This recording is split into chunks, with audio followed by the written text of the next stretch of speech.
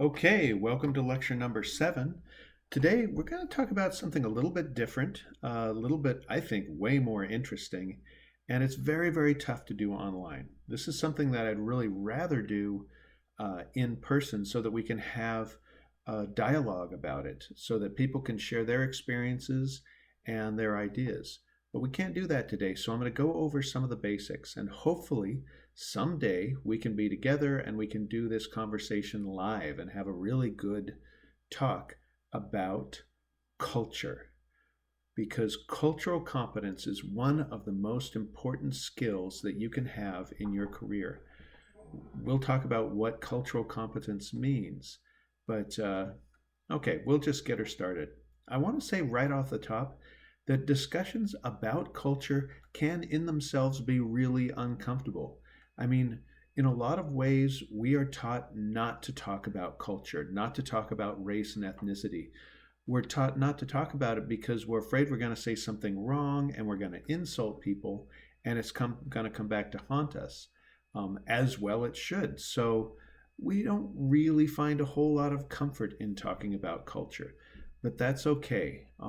There's some rules of this conversation that were created by a person named Glenn Singleton in his workshop Beyond Diversity. 4 rules of engagement: speak your truth, share your ideas, challenge your ideas, but come from a place where you're speaking from your heart and not just trying to say something because you want it to sound correct or polite. Because without challenging our current ideas, we don't really put ourselves in a place to learn new ones. The second is be prepared to experience discomfort.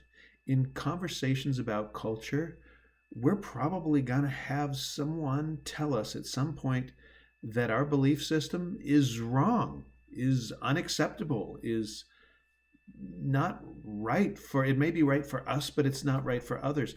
And I got to tell you, that's pretty damned uncomfortable. We have to be in a place where we're okay with experiencing that discomfort. That discomfort is a good thing. When someone tells me that the belief system that I have, and maybe a belief system I hold dear, is insulting or immoral or just plain wrong, okay, I'm going to have a hard time hearing that at first, but what they've shared with me is probably one of the more important lessons I could learn in life. So be okay with that discomfort. The third is stay engaged. I mean, it's really easy in a tough conversation to just pull out, to sit there and nod your head and not say anything. Inside, you're thinking a lot of things, but you've effectively disengaged from the conversation and your mind closes shut like a padlock. And we don't want to do that. Stay engaged even if it's uncomfortable. The fourth rule is expect and accept non-closure, meaning if you want to share some really good ideas, you have to kind of work with the fact that not all of your ideas are going to stick and not everyone in the room is going to believe what you believe. And that's fine. If we could be comfortable with not having closure in our thoughts and not all of us agreeing on the same thing, I think we're going to go really far to being open to a place where we can engage with and accept new ideas. So those are kind of the rules of engagement. Okay, what is culture? We're talking about culture. Culture is everything around us. It's like the force. Everything we say, think, do, eat, sing is influenced by our culture. It's the baseline that we draw our life's experiences on. It is the glasses through which we look at. Here's some example. We have culture in our humanities. Now that's the easy one to pick out. Humanities are like music, poetry, art, food, literature, things that are very much us because we've expressed them for pleasure. That's the humanities. Culture is expressed in behaviors.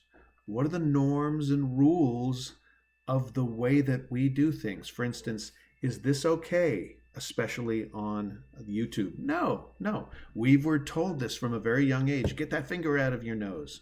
That's a norm. That's a social norm.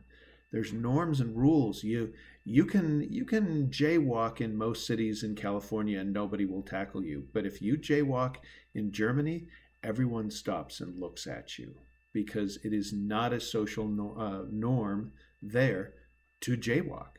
Uh, Morals. We have this established set of morals. Those are very much influenced by culture.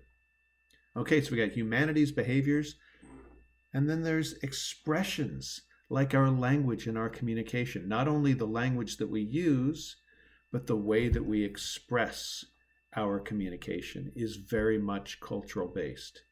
One example of that is I am very bilingual, and so I will sometimes, when I'm speaking English, I'll communicate in a way that still has my American Sign Language brain on it. And so when I communicate, it sounds kind of weird because I'm not following all of my hearing culture rules. I'm talking and following some of my deaf culture rules, and it sounds weird, or it sounds inappropriate, or at least that's my excuse. So these are all things that encompass culture. Another thing that encompasses culture is our relationships, our sexuality, our pair bonding, our gender expression. All of these are very closely dictated by culture. So now I have a pretty good idea of what it is we're talking about. It's the easy to see stuff like our food and our music. It's the very apparent behaviors, and when someone's not behaving right, they might not be behaving correctly in our culture. However, they might be behaving perfectly well in their culture.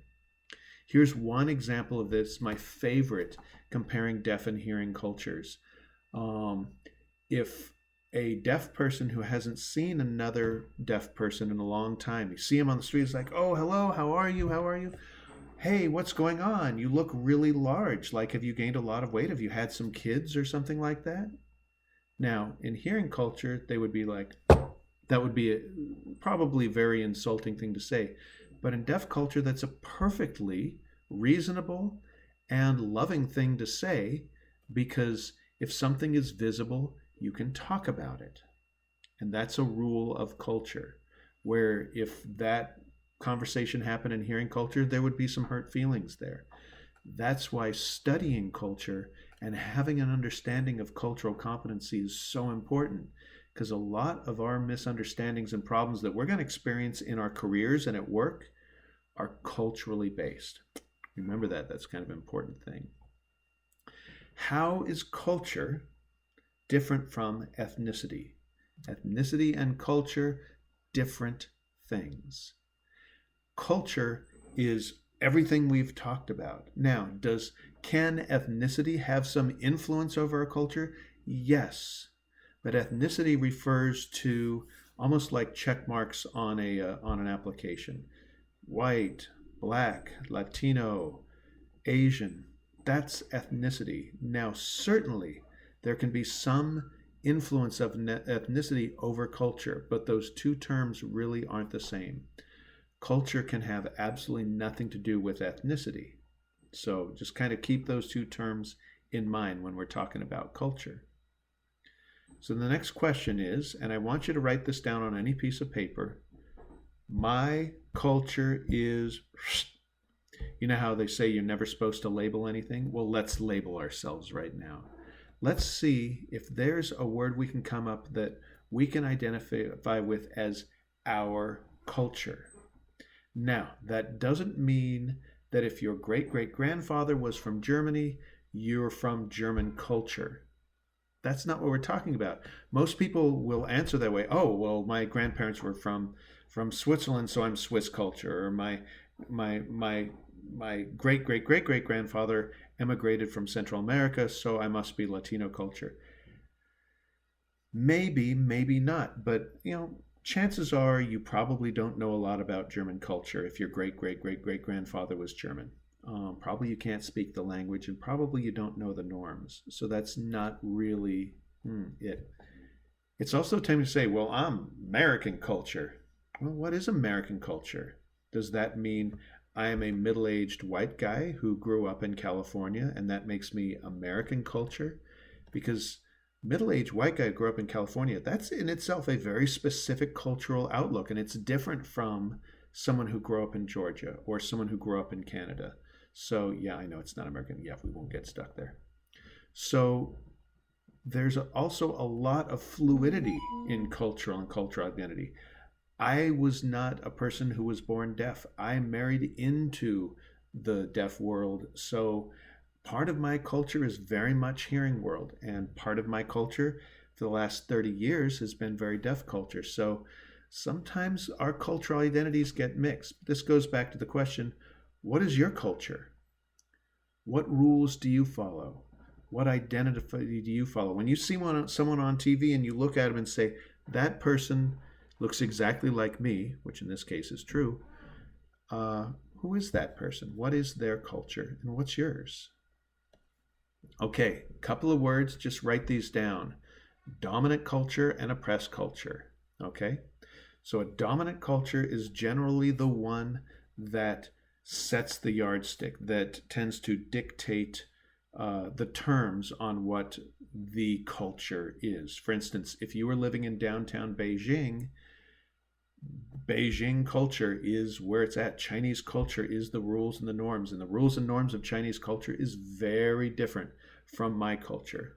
So that would be the dominant culture. Now, in our town, we're pretty white culture. It is pretty dominant. That doesn't mean necessarily domineering.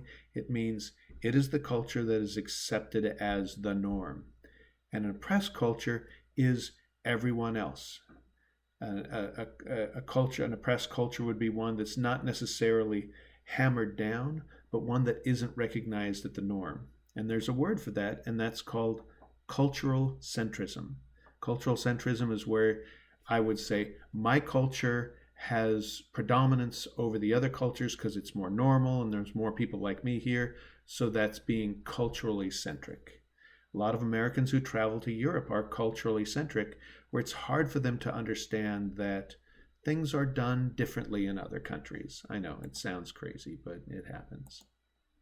Okay, two new words here. Write these both down.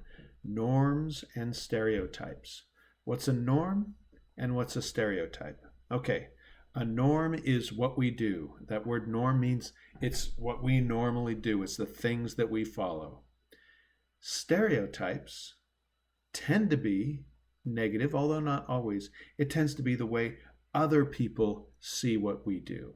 Okay, so a norm, let's say I grew up in Tuolumne County. I have a 1989 4x4 white Chevy truck. It goes gung, gung, gung, gung, gung, gung, gung, gung. That would be my norm. Someone would look at that from the outside and make all kinds of stereotypical observations about that. Maybe some of them are true and maybe some of them aren't true. That's the difference between norms and stereotype. A norm is what I do, and a stereotype is what someone thinks I do based on their own experiences. Okay, we'll continue on this topic on lecture number 8.